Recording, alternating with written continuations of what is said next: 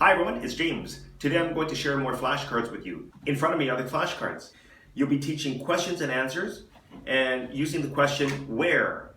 These cards come from a company called Super Duper Publications. They're very small, so what I did was enlarge them. The reason why I like these cards is because it builds your students' confidence. It builds their vocabulary. So what I'm going to do is bring the camera up close so that you can see the cards more closely. Here are the original cards that came in this box. Teaching where questions. It's by Super Duper Publications.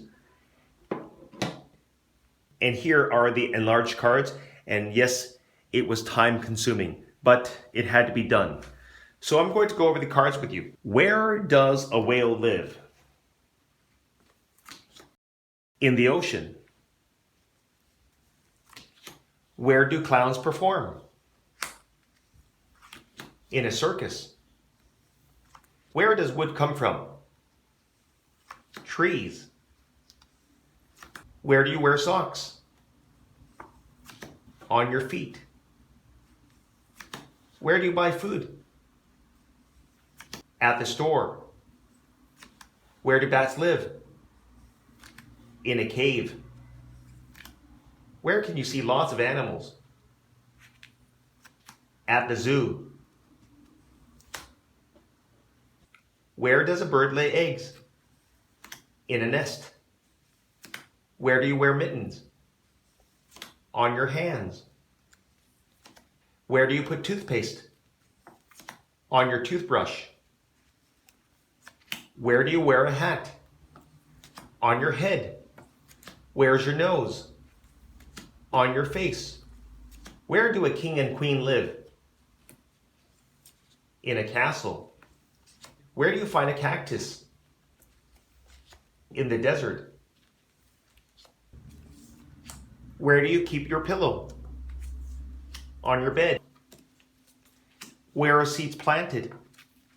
In the soil. Where can you check out books? At the library. Where did Humpty Dumpty sit? On a wall. Where do bees live? In a beehive.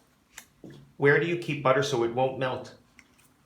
In the refrigerator. Where are clouds? In the sky. Where do ants live? In an anthill. Where do you wear a ring? On your finger. Where does milk come from?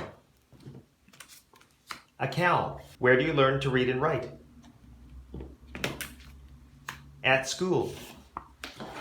These are excellent cards that you can use in your lessons. You don't have to necessarily use the exact answers, but it's a good point of reference. The first thing you're going to do is show them the questions and answers so that they can understand the material.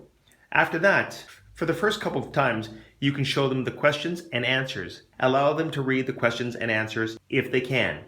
If not, don't worry about it. Then you can show and read the question to them, but don't show them the answer. They should be able to say one-word answers, which is fine. Be flexible. And don't forget to praise them. And that's it for this video. If you liked it, give me a thumbs up, and we'll see you next time. Bye.